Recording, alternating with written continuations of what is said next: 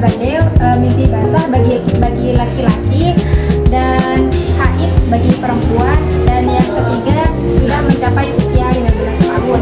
Yang ketiga yaitu berakal sehat.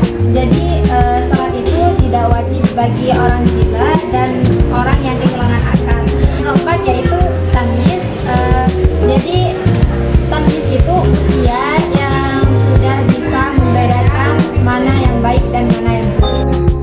Syarat sah sholat yaitu suci dari hadas kecil dan hadas besar. Seperti kencing itu harus untuk kalau janabah, terus haid, nifas, wiladah itu harus mandi besar. Yang kedua suci dari najis. Suci dari najis itu pada pakaian, pada badan, dan pada tempat sholat. Dan yang ketiga itu menutup aurat bagi laki-laki dari pusar sampai lutut, dan bagi perempuan itu semuanya kecuali muka dan telapak tangan. Dan yang keempat itu menghadap kiblat. Yang kelima masuk waktu sholat. Rukun sholat adalah bagian pokok sholat yang tidak boleh ditinggalkan. Jumlahnya menurut mazhab berbeda. Di Indonesia umum digunakan 13 rukun menurut mazhab Syafi'i. Yang pertama, niat. Niat adalah tekad atau keinginan untuk melakukan sesuatu yang bertempat di dalam hati. Yang kedua adalah berdiri bagi yang mampu. Jika kita tidak mampu melakukan secara berdiri, maka kita bisa melakukannya dengan cara yang lain seperti duduk, tidur, atau dengan isyarat seperti berkedip mata. Yang ketiga, takbiratul ihram. Takbiratul ihram adalah salam pembuka sholat diucapkan dengan lafaz Allahu Akbar.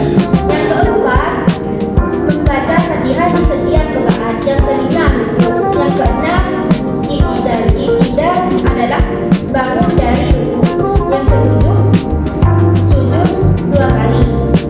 Yang kedelapan, duduk di antara 2 sujud. Yang kesembilan, tumaninah. Tumaninah adalah diam sejenak, lamanya seperti membaca lafaz subhanallah. Ke-10, tasyahud akhir. Yang ke-11, duduk di tasyahud akhir.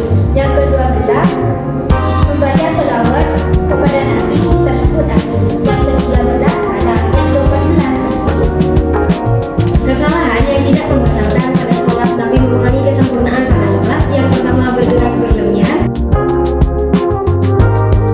Yang kedua, tumaninah atau tergesa-gesa dalam berdiri gerakan seperti pada rukuk ke i'tidal. Dan yang ketiga adalah lalai dalam niat.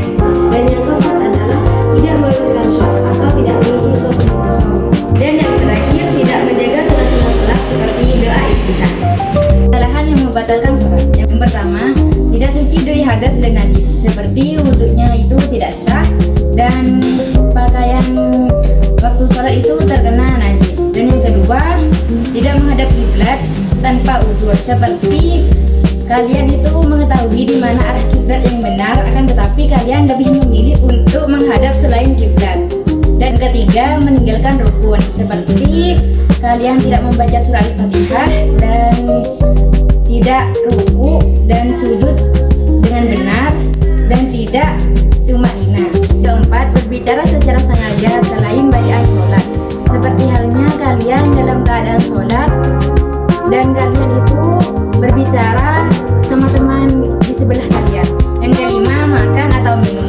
Yang dimaksud makan atau minum ini seperti kalian dalam keadaan sholat, akan tetapi kalian ini menelan sesuatu atau sisa-sisa makanan yang terdapat di sela-sela gigi, maka itu termasuk sholat kalian batal. Dan yang terakhir adalah tertawa terbahak-bahak.